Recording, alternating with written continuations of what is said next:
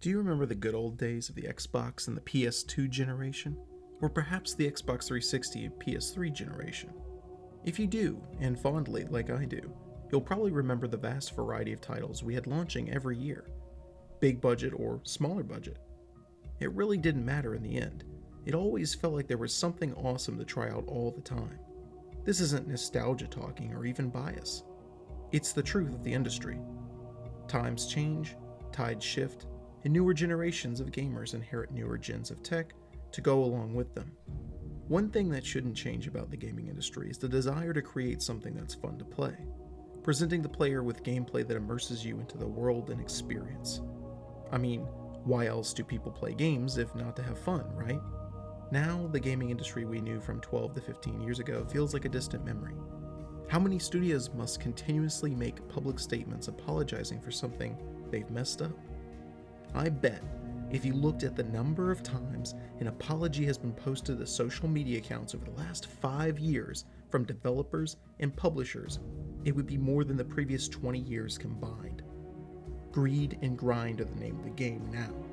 Studios and publishers have in large part switched their primary focus to maximizing margins as fast as possible in as many ways as possible.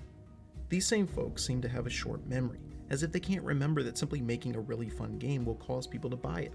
When you focus on making a product more appealing and desirable for consumers, you give them more reasons to spend money on it. Games are at their most fundamental level a product to be marketed and sold.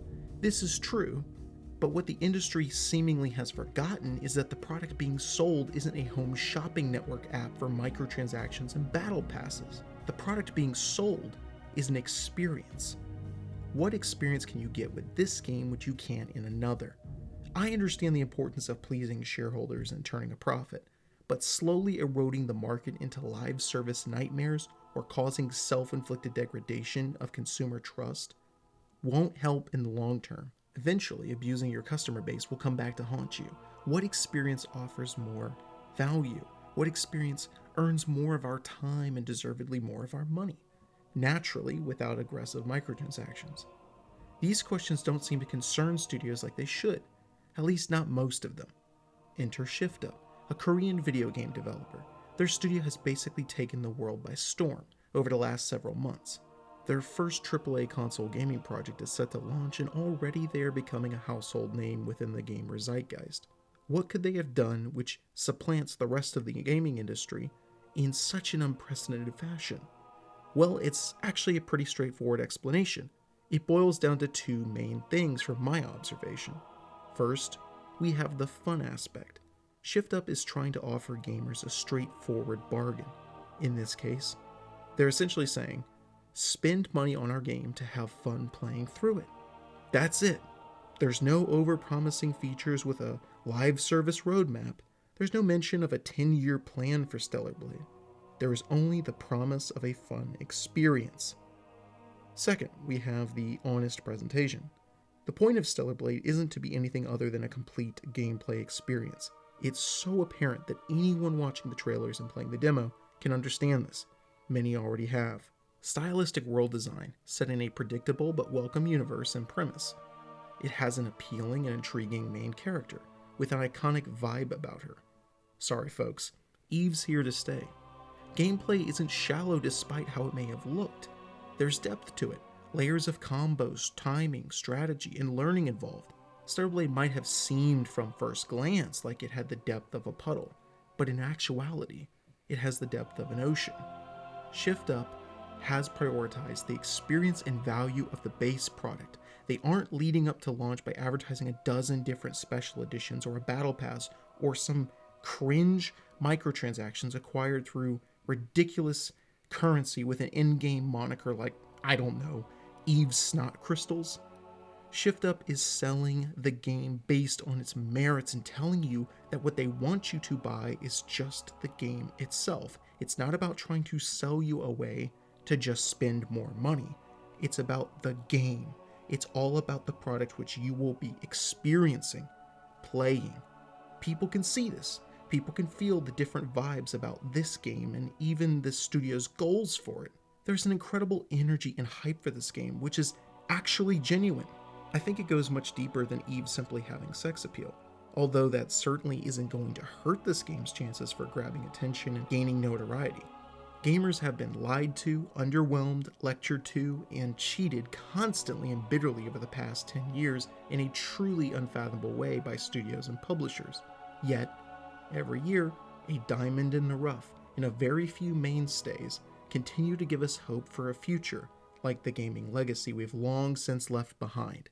When something appears on the horizon which is genuine and created with passion for the precise goal of prioritizing fun, energetic gameplay and a complete experience, the gaming audience takes notice. Everything about Stellar Blade's presentation and messaging has been clear and honest from the get-go. That, of course, includes the studio's desire to make a main character who is created to have a design evoking instant iconography. In the case of gaming, having a character with undeniable femininity and appeal, like Eve, is just good marketing and brand curating. An unbelievable portion of sales is driven by aesthetic properties and variables. I present the entire history of the fashion industry, like there's a reason modeling is actually a profession. Newsflash, people like things that are attractive or appealing. The fashion industry pays a bunch of attractive people to market clothes to the masses, and uses them to create trend-setting market opportunities. So too does media like gaming utilize a similar approach in marketing with eye-catching characters and worlds. The new aesthetic marketing gimmick we see a lot lately is centered around fidelity in environmental textures or designs. Hey everyone, our game doesn't necessarily have a really unique gameplay system, but did you see how good those graphics look? Pretty neat, right? In this instance, the brand marketing and consumer focus can be pushed to conversations around how good does a particular game look instead of how it actually plays. Wow, look at that cool shot of the horizon, or that cool arena for fighting combatants. Gamers debating over aesthetic environments which we might truthfully see for only 30 or 40% of the gaming experience, especially since environments are ever changing throughout the game as it progresses. There's nothing wrong with this being used to sell games to people after all. It's just another form of marketing. Though it begs the question, what's the one thing gamers see throughout the entire experience? If you answered the playable character, you'd be right. Note, in the case of first-person games, the most prominent thing the player would see would be their weapon. Shift Up decided to put the biggest emphasis on making the character we will play as throughout the game the most aesthetically appealing thing to look at.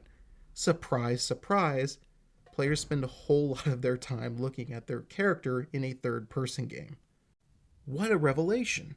So Eve's finished design has been retrofitted with as much aesthetic appeal as possible. I think the comparatively over-the-top nature of her design and the outfits she wears have boggled some people who have been accustomed to this concept that stylistic cheesecake art designs within gaming's past are immature and beneath the acceptance of us progressive adults. Perhaps there's a simpler rationale behind why an intriguing game design coupled with an alluring protagonist is going to have broad appeal. Perhaps it's because modern gaming has been consistently good for three things, and only three things: telling us how sorry some company is about releasing a broken game, and lecturing us on all the games we used to love being backward and politically incorrect in our current modern audience time frame. Lastly, modern gaming has been good for pushing relentlessly as many live service games as possible onto our doorstep. After one sits back and thinks about it, everything becomes a little clearer. Perhaps Stellar Blade is on another level, a kindly and welcome reminder of the good times of yesteryear, when a game was just made for gamers to enjoy it, without rampant monetization practices and without the constant virtue lecturing coming from the businesses trying to sell us their wares. Maybe, just maybe, it's nice for gamers to be able to be excited for a new game without there being a catch to it. If you ask me, Stellar Blade's arrival could not have come at a better time than right now, because the success of this game will be a great wake-up call for much of the gaming landscape, currently sleepwalking through the modern gaming era. Make no mistake, Stellar Blade will be successful, and that is exactly what the industry needs right now. Instead of another live service grindfest, we'll get something we only see every so often these days, but that which we used to see all the time. We'll get a fun and complete game. And with that, we've come to the end of the video. I want to thank you for watching all the way to the end. If you enjoyed it, please consider subscribing, clicking that like button, and hitting that little bell for notifications so you don't miss out on any new videos as soon as they drop. Thanks again, and have yourself a great day.